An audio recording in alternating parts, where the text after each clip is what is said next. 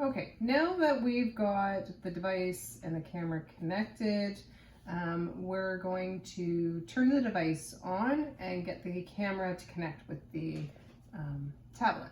So we're gonna press the home button or the power button on the top left corner here. We're just gonna wait for it to load.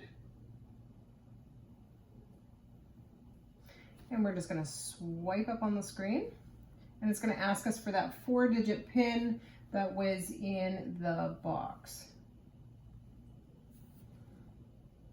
So now that you've got your device on its main screen, it's basically a Windows device.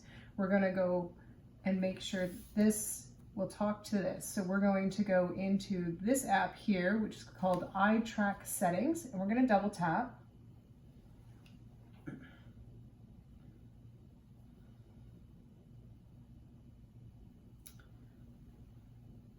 Double tap. Oh, there it goes. And we're going to go to this button here that says Set Up Display. So we're going to tap it.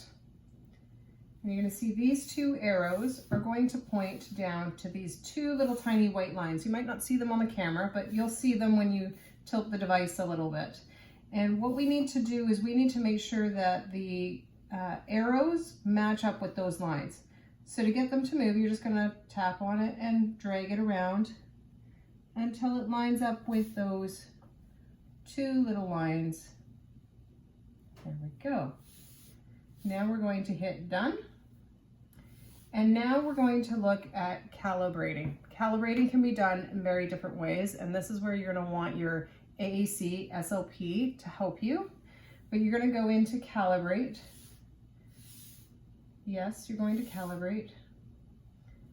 And here you're going to get objects to look at, characters can be selected, and as the client looks at them, you're going to get different settings.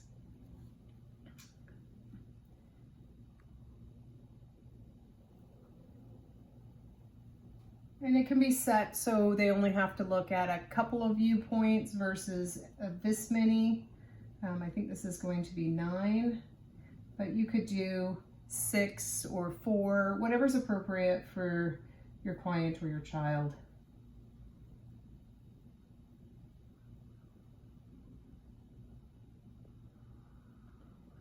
Now, when they calibrate, it's going to give us either a red or a green line around. And optimally, you'll want each one, it didn't capture anybody's eyes, but that's okay.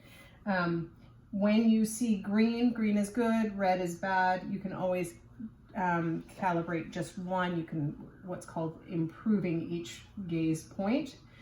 It'll walk you through a lot of that stuff. So we're gonna close here. And now we're going to look in a couple of other locations on the device. We've set up 2 programs for you guys. The first one is for you to explore through, and it's this one here that's pinned to the toolbar, and it's called TD Snap. This one is less popular, but it is good to trial everything because some programs will work better for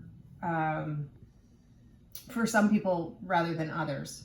So you have your core words, your quick fires, which are words that are used often but not your core. And you can, oops, we're gonna turn the volume up.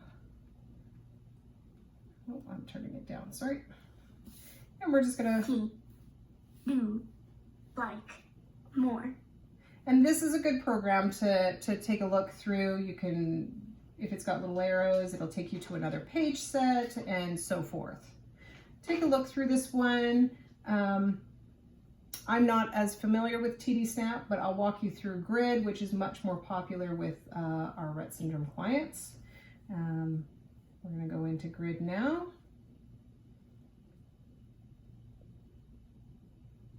Patient's Grid sometimes takes a little bit to open.